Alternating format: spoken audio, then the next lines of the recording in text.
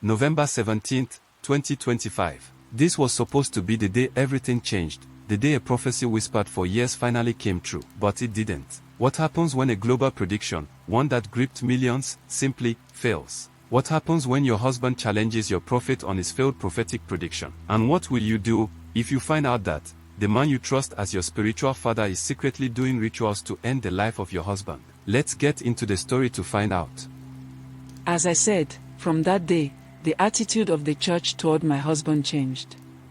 People who used to greet him with smiles stopped greeting him. Some avoided him completely. Some whispered when he passed by. Some looked at him like he was an enemy of God. The prophet never told them to treat him that way, but the atmosphere made it clear that he had become an outsider. I felt torn inside. On one side was my husband, the man I married, the man who cared for me. On the other side was the prophet, my spiritual father, the man I believed spoke for God. I did not know who to stand with. I felt confused, guilty, and spiritually afraid. My home became tense. My heart became heavy. It felt like I was being pulled in two directions. Then, something happened that changed everything again. You see, a few days after the confrontation, my husband became sick. It started suddenly. He felt weak. He could not stand properly. He lost strength. He looked pale and tired.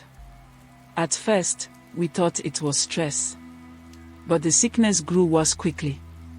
He kept getting weaker, and I did not understand why. The doctors could not explain it. They said nothing was wrong with him medically.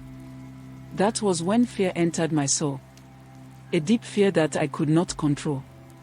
For me, I thought my husband's sickness was just a normal sickness, but the timing did not feel normal.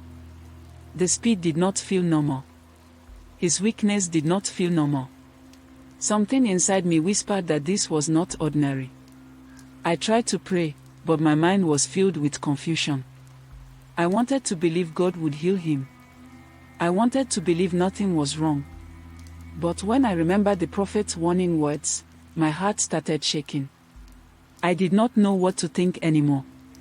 All I knew was that something dark had entered my home, and it came quietly, without warning.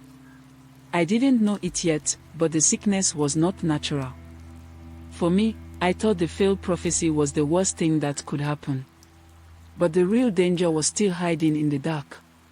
And it was closer than I ever imagined. My husband's sickness grew worse with every passing day. He could hardly walk. He could barely speak. His body felt heavy and weak. I rushed him to the hospital many times, but every test came back normal. The doctor said his blood was fine. His organs were fine. Nothing was wrong. But I could see with my own eyes that something was terribly wrong. The more his condition worsened, the more fear entered my heart. I started to wonder if the sickness was spiritual. I started thinking about the prophet's words during the confrontation. The warning. The tone. The coldness. Everything began to replay in my mind. Out of fear and confusion, I went to the prophet for prayer. I believed he could help. I believed he could speak to God on our behalf. When I told him about my husband's sudden sickness, he gave me a serious look. His face was hard, almost emotionless. He told me that my husband touched something he was not supposed to touch. He said the spiritual realm was angry with him. He said certain battles are too heavy for ordinary people. His words made my heart break. He said my husband's sickness was the result of dishonor. Then he said something that cut me deeply. He told me I had to choose my destiny. He said I should not let my husband block my spiritual journey. He made it seem like my husband was a weapon of the enemy. He made me feel like protecting my marriage meant losing my blessing. I left the office confused, broken, and full of fear. I did not know who to trust. I did not know what to believe. I loved my husband, but the prophet had become the center of my faith. I felt like my world was falling apart from all directions. You see, later that week, something unexpected happened. A church worker who had been serving the prophet for years approached me secretly. His face was full of fear, but he looked desperate to talk. He told me things I never imagined in my life. He said the prophet performs midnight rituals. He said that the power people see on the altar is not from prayer alone. He said sacrifices are made in the secret room behind the church. Even worse, he said that recently the prophet performed a ritual against my husband. He said the prophet needed my full loyalty for the November 17th prophecy ritual, and my husband was standing in the way. He said my husband's confrontation embarrassed the prophet, and that the prophet took it as a spiritual attack. I stood there in shock. Everything he said sounded like a lie. I refused to believe him. I told myself he was jealous or angry. I told myself the prophet was too holy for things like that.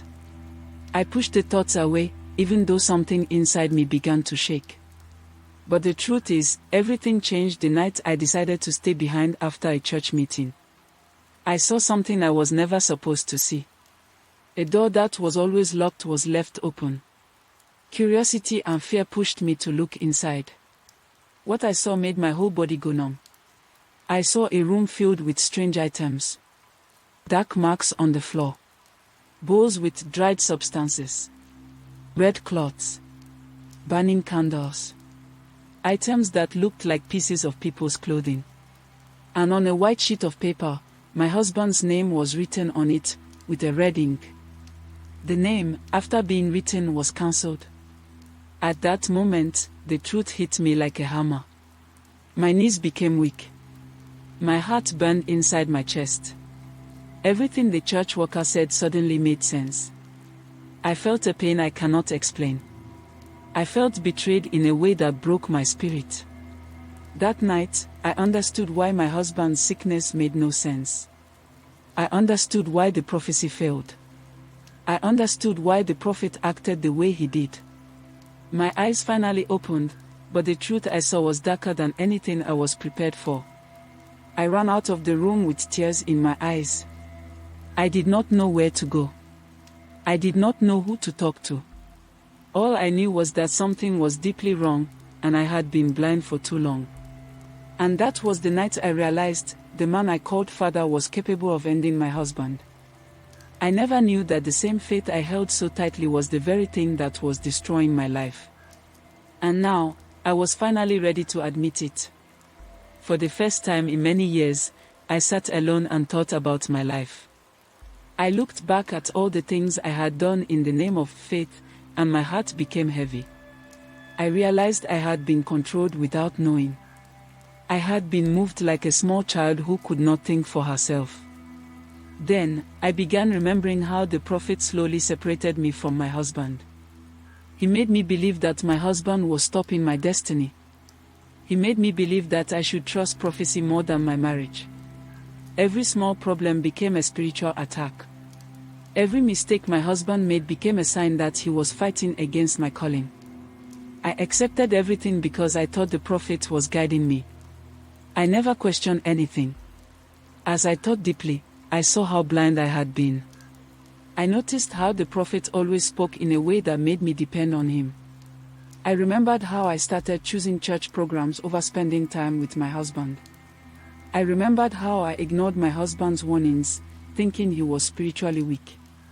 Honestly, I felt ashamed. I felt guilty. Then I remembered something even darker. Many of the prophecies I believed were not real. Some were planned to make people fear the prophet. Some were supported by rituals done in secret places. I then understood now that my faith had been mixed with things that were not from God. Everything I trusted had been built on lies. The thing is that this truth began to break my spirit. I felt my heart tearing. I felt angry at myself for not seeing early. I felt angry at the prophet for using my pain to control me. I cried many times when I realized I had chosen prophecy over my own marriage. I had put my husband second for many years, and now I could not change the past. You see, one day, I decided to speak to the prophet about all I had discovered. I wanted to free my mind. I wanted answers. But what I met shocked me. The prophet was not the gentle leader I used to know. His behavior changed. He became harsh, cold, and threatening. In his eyes, I could see danger. In that moment, I knew I had entered a place I should never have entered. I understood that I was not safe anymore. I walked away feeling weak and afraid. For the first time in years, I felt like my life was in real danger. The power I trusted was now the power I feared. And the man I called Father had become a stranger I could no longer understand. And just when I thought I had seen enough, life showed me something even darker, something that made my heart stop. You see, I tried to hold herself together, but everything around me was falling apart. My marriage was shaking. My mind was collapsing. My faith felt empty. I wished I could go back to the beginning, but it was too late. I had walked too far into a place where truth was hidden and fear was normal. I now knew that I had been blind for too long. Every warning sign had been in front of me, but I chose not to see it. The manipulation had been slow, gentle, and clever. By the time I understood it, my life was already tied to the prophet's power in a way I never planned. And then, the final blow came. A truth that shattered everything I believed. You see, I did not know that a single date, November 17th, would be the day my eyes finally opened, and my whole life would change forever. Everything became clear when I learned what the prophet had been planning. He had prepared a powerful ritual that needed my full obedience. The ritual was not prayer. It was not prophecy. It was something dark, something I never imagined could happen inside a church. And for that ritual to work, my husband could not remain in my life. The thing is, I felt cold when I understood this truth. The prophet's interest in my marriage was never to help me. His warnings were not divine messages. He wanted me alone for himself. He wanted my loyalty. And my husband was a problem in his plan. My husband was the one thing stopping the ritual from being complete. I discovered that the prophecy I received was not from God. It was built on sacrifice. It needed fear. It needed obedience. It needed blind loyalty. I had been following a lie, and the lie almost took my husband from me. This truth shook me to the deepest part of my heart. I had to choose quickly. My destiny was not the real battle anymore. My husband's life was at risk. For the first time in a long time, I could think clearly. I chose my husband. I chose my own peace. I chose to walk away. The truth is, leaving the church was not easy. Every step felt heavy. My husband was weak, but I held his hand and guided him out. I did not look back. Honestly, I felt fear, but I also felt a strange kind of freedom. For the first time in years, I was moving with my own mind and not with someone's control. After we cut ties with the prophet, something surprising happened. My husband slowly started to recover. The sickness that had no medical explanation began to fade. His mind became stronger. His body became lighter. I saw hope returning. I saw life coming back into his eyes. After which I also heard stories from other members. The church began to crumble. Many people left. Many discovered that the prophet's prophecies were failing. Some found out about hidden rituals. Others noticed the fear and manipulation they had ignored for years. People who once followed him with joy now ran from him with pain in their hearts. As I thought about everything I went through, I felt deep sorrow. I felt regrets for trusting blindly.